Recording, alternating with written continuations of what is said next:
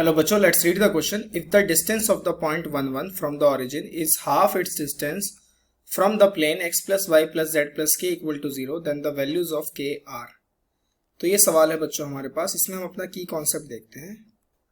हमारा की कॉन्सेप्ट यहाँ पे क्या रहेगा? Distance of a point from a plane. Distance of a point from a plane. मान लीजिए मेरे पास एक प्लेन है इस तरीके का और ये एक पॉइंट है P, x1, y1, z1. इससे इसका डिस्टेंस हमें निकालना है.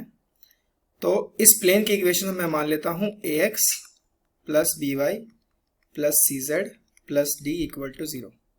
तो हमारे पास ये डिस्टेंस हम कैसे निकाल सकते हैं? ax1 plus by1 plus cz1 plus d divided by A square plus B square plus C square, इसका अंडर रूट और ऊपर इसके आएगा मॉड.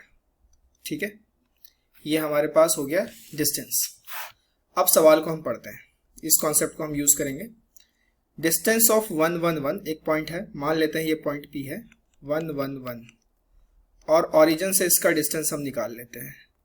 तो OP डिस्टेंस यहाँ पे क्या आएगा? 1 का स्क्वायर 1 का स्क्वायर 1 का स्क्वायर, इसका अंडर रूट यानी कि आ गया √3.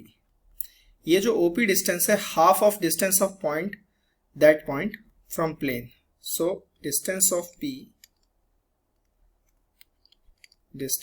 P from x plus Y plus Z plus K equal to 0.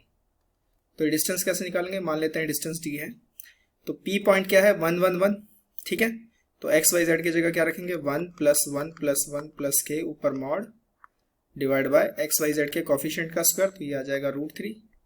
तो ये जो डिस्टेंस आया, ये डिस्टेंस कितना आया? k प्लस 3 इसका मॉड बाय √3. राइट. अब ये जो OP डिस्टेंस है,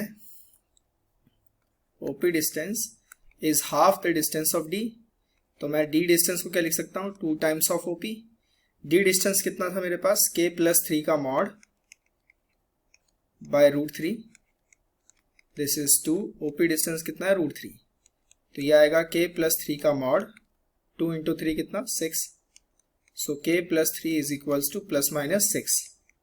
तो k की वैल्यू क्या आएगी? -3 प्लस माइनस 6. एक बार प्लस के लिए वैल्यू 3 हो जाएगी और माइनस के लिए वैल्यू -9 हो जाएगी. तो k की वैल्यूज क्या आ रही है बच्चों? k की वैल्यूज 2 आ रही हैं, 3 और -9. 3 and -9. Right. So by using our key concept, we find the answer of this question. I hope you understand it very well. Best of luck.